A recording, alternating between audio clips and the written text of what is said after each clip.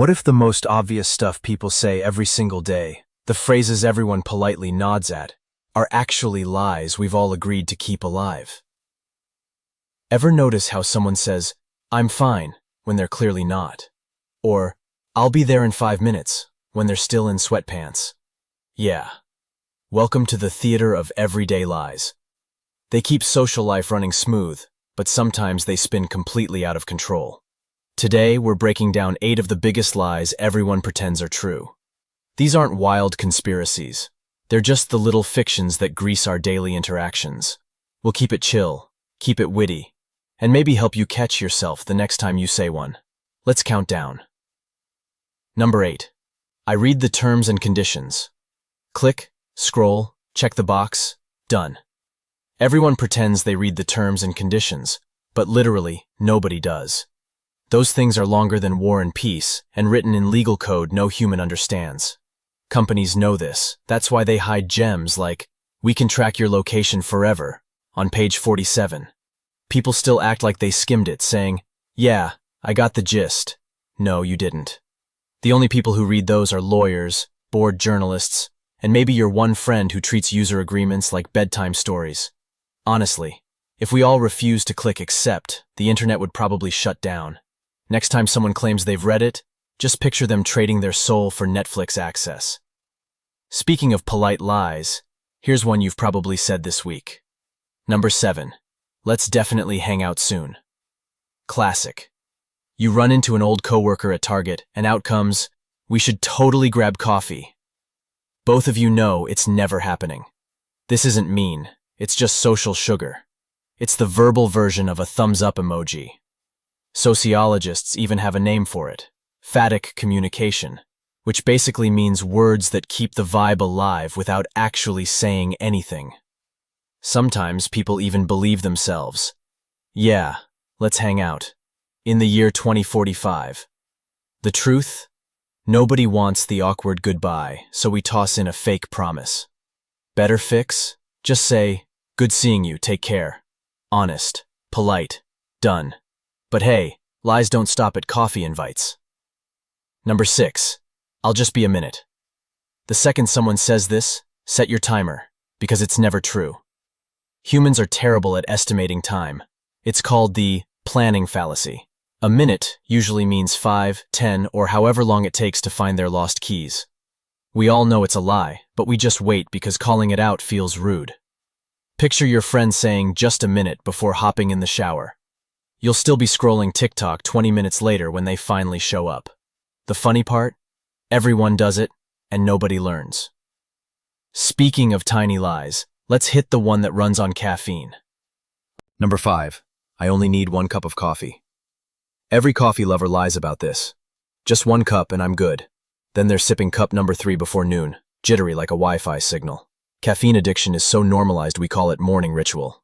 That 1 cup is usually a soup bowl-sized latte with 3 extra shots. People downplay it because nobody wants to admit they're basically functioning thanks to beans and denial. Imagine if someone said, "I only need 1 cigarette," then smoked 6 before lunch.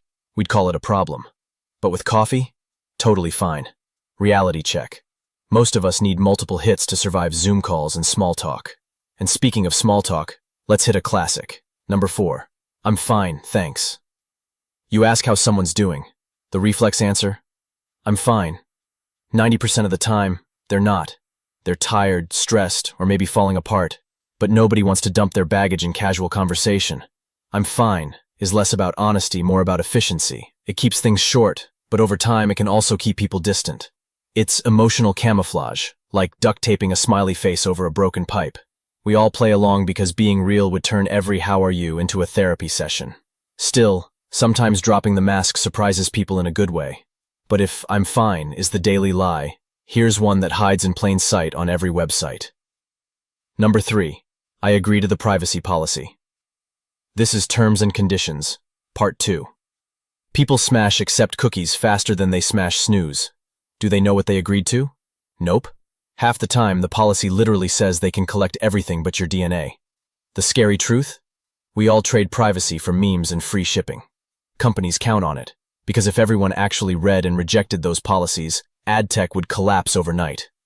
Instead, We pretend we're fine with being tracked forever just to shop for socks.